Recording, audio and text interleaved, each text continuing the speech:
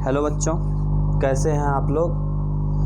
आज हम लोग बात करने जा रहे हैं क्लास 10th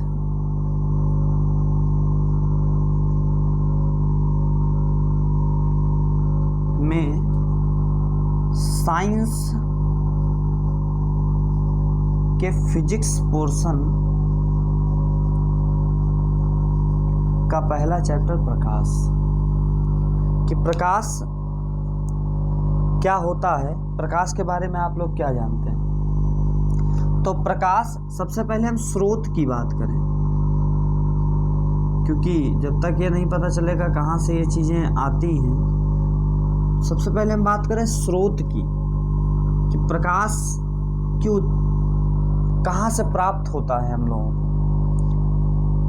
तो प्रकाश का सबसे बड़ा जो स्रोत है वो है सन, अर्थात सूर्य।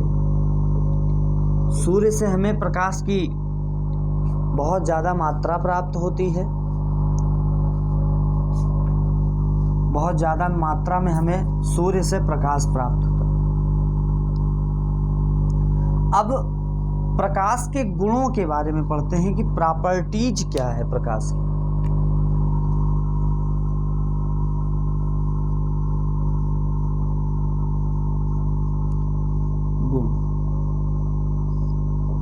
तो सबसे पहली बात कि प्रकाश स्वयं अदृश्य होता है। स्वयं प्रकाश, सबसे पहली बात कि स्वयं प्रकाश अदृश्य होता है। इसका मतलब ये हमें दिखाई नहीं देता है, लेकिन हाँ, हमारी आँखों के द्वारा इसकी संवेदना, आहट पता चलती है कि प्रकाश है या नहीं। स्वयं अदृश्य होता है, लेकिन वस्तुओं को देखने में,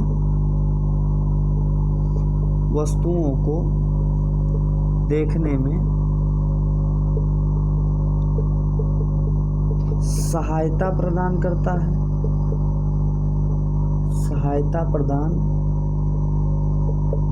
है, फिर जो अहम बात निकल के आती है वो है निर्वात। निर्वात का मतलब वैक्यूम। निर्वात क्या है? निर्वात की बात आई है तो मैं जरा बात कर लेता हूँ कि निर्वात क्या होता है। निर्वात, जैसे मान लीजिए कि ये हमारा कोई वायुमंडल है, एटमॉस्फेयर है, वायुमंडल है। जब इस स्थान पर वायुमंडल ना रहे, जब किसी स्थान पर वायुमंडल ना रहे, वायुमंडल नहीं होगा तो फोर्स ऑफ अट्रैक्शन, गुरुत्व बल कार्य नहीं करेगा। अर्थात कोई भी वस्तु हम ऊपर फेंकेंगे तो नीचे लौट कर वापस नहीं आएगी। तो जहां भी ऐसा होगा कि वायुमंडल ना हो, उसे निर्वात कहते हैं। और निर्वात में प्रकाश चल सकता है,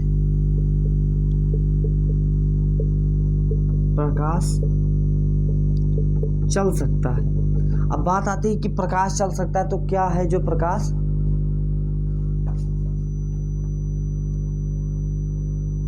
नहीं चलेगा। तो बच्चों, प्रकाश की ही अपोजिट एक बात आती है ध्वनि की। ध्वनि तरंगों के रूप में चलता है, प्रकाश भी तरंग के रूप में चलता है, परंतु इसकी बातें हम आगे करेंगे। आज हम ध्वनि की बात करते हैं। तो ध्वनि निर्वात में नहीं चल सकता है। क्यों नहीं चल सकता है? कि जैसे मान लीजिए कोई ये वायुमंडल है, वायुमंडल में बहुत सारे धूल के कण होते हैं। तो जब हम बोलते हैं तो हमारी ध्वनि एक कण पर जाकर टकराती है, और टकराने के बाद ये पुनः दूसरे कण को ट्रांसफर कर देती है, तीसरे कण को ट्रांसफर कर देती है, चौथे कण को ट्रांसफर कर देती है, और दूर स्थित व्यक्ति इस आवाज को सुन लेता है, अर्थात ध्वनि को सुन लेता है। जैसे कि आपने देखा होगा कि जब कहीं दूर साउंड बज रहा हो, जब कहीं दूर साउंड बज रहा हो तो बीच में खूब तेज जब हवाएं चलने लगती हैं तो आवाज़ साफ नहीं सुनाई देता है, परंतु वही जब हवाएं ना चलें, शांत माहौल हो, तो वो आवाज़ हमें कायदे से सुनाई देती है, अच्छे से सुनाई देती है। अर्थात ध्वनि निर्वात में नहीं चल सकता है। अब सबसे बड़ी बात यहाँ पर यह आती है कि ध्वनि निर्वात में चल क्यों नहीं सकता। तो बच्चों, जब निर्वात में वायुमंडल है नहीं, वायुमंडल नहीं है तो डस्ट नहीं होगी, डस्ट नहीं होंगे तो छोटे छोटे कण नहीं होंगे, और जब कण नहीं होंगे तो ध्वनि को ट्रांसफर कौन करेगा, कोई नहीं कर पाएगा। इसीलिए ध्वनि जो है निर्वात में नहीं चल सकती है। परंतु प्रकाश के साथ ऐसा नहीं होता है, क्योंकि प्रकाश जब किसी निर्वात में जाता है तो इसको चलने के लिए माध्यम की आवश्यकता नहीं होती है। बच्चों, ये पॉइंट नोट करिएगा कि माध्यम की आवश्यकता नहीं होती है। ध्वनि को चलने के लिए माध्यम की आवश्यकता होती है और प्रकाश को चलने के लिए माध्यम की आवश्यकता नहीं होती है। फिर इसके बाद बात करेंगे कि अब दूसरे गुण की बात करें तो बात आता है प्रकाश का अपवर्तन, या पहले हम लोग पढ़ लेते हैं कि प्रकाश का परावर्तन पढ़ते हैं, जिसको इंग्लिश में रिफ्लेक्शन ऑफ लाइट कहते हैं। बच्चों, आप लोगों से एक ही रिक्वेस्ट है कि चैनल को सब्सक्राइब कर दें और साथ में बेल आइकन क्लिक कर दें, ताकि मैं जब नया वीडियोस अपलोड करूं तब आप लोगों को उसकी नोटिफिकेशन आ जाए और आप क्लास अटेंड कर सकें। साथ में आप सपोर्ट करेंगे तो ज़्यादा अच्छा लगेगा हमें। तो बात करेंगे प्रकाश के अपवर्तन की, कि ये प्रकाश की बहुत बड़ी प्रॉपर्टी है, क्योंकि अपवर्तन के कारण प्रकाश का परावर्तन, प्रकाश के परावर्तन के कारण ही हम वस्तुओं को देख पाते हैं। होता क्या है बच्चों कि जब, जैसे मान लीजिए कि आपने भी बचपन में शीशे से जो है चमक उत्पन्न की होगी, दूसरे के चेहरे पर चमक लगाया होगा। जैसे मान लीजिए कि ये हमारा कोई दर्पण है, कोई शीशा है जो घर में आमतौर पे यूज होता है। मैंने मान लीजिए एक सतह पॉलिश कर दी है, तो ये मान लीजिए कोई दर्पण है। तो जब प्रकाश की किरण इस दर्पण पर आकर टकराती है तो टकराने के पश्चात पुनः अपने माध्यम में वापस लौट जाती है। प्रकाश की इसी घटना को प्रकाश का परावर्तन कहते हैं। ध्यान से सुनिएगा कि जब प्रकाश की किरण किसी चिकनी या पालिशदार सतह, मैंने पालिशदार सतह ली है, ऊपर तो चिकनी होती ही है, तो जब प्रकाश की किरण किसी पालिशदार सतह पर या चिकनी सतह पर आकर टकराती है तो टकराने के पश्चात पुनः अपने माध्यम में वापस लौट जाती है। प्रकाश की इसी घटना को प्रकाश का परावर्तन कहते हैं। प्रकाश की परावर्तन में वह किरण जो चिकनी सतह से आकर टकराती है उसको आपतित किरण कहते हैं, उसको आपतित किरण कहते हैं, आपतित किरण, आपतित किरण। टकराने के पश्चात जो माध्यम में पुनः वापस लौट के जाती है उसे परावर्तित किरण कहते हैं, परावर्तित किरण। और मान लीजिए कि अब यहाँ पर हमारा कोई व्यक्ति खड़ा होता और ये प्रकाश की किरण किसी वस्तु से टकरा कर आ रही होती, तो इस दर्पण में पड़ने के पश्चात वो वस्तु हमारी आंख में दिखाई देती, परावर्तित किरण कहते हैं। और जिस बिंदु पर यह घटना होती है उस बिंदु को आपतन बिंदु कहते हैं।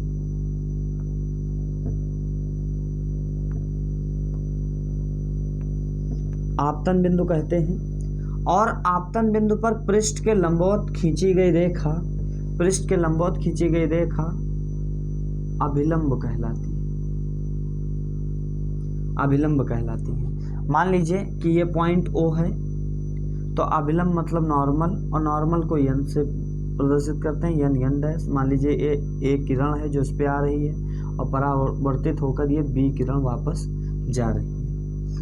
तो इसी में आगे तो प्रकाश का परावर्तन क्या है कि जब कोई प्रकाश की किरण, जब कोई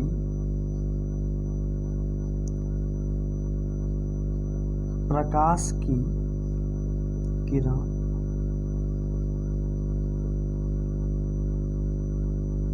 चिकनी या पालिशदार सतह पर आपतित होती है तो वह उस तल से टकराकर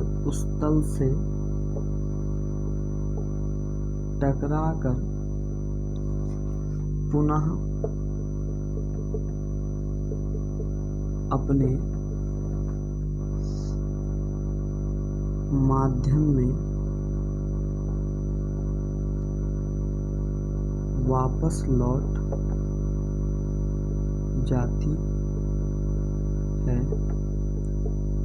प्रकाश की यह घटना प्रकाश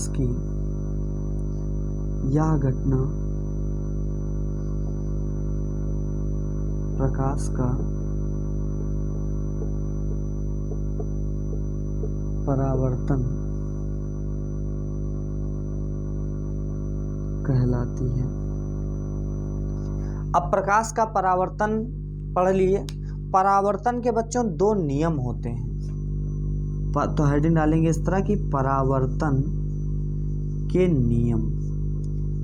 परावर्तन के क्या नियम हैं? परावर्तन के नियम बोलेंगे लॉ ऑफ रिफ्लेक्शन।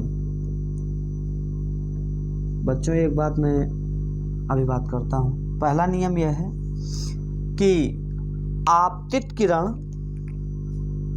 बच्चों आपतित किरण, परावर्तित किरण, आपतन बिंदु पर अभिलंब तीनों एक ही तल पर होने चाहिए और ऐसा होता भी है। तो कह देते हैं कि जब इस तरह कहेंगे आपतित किरण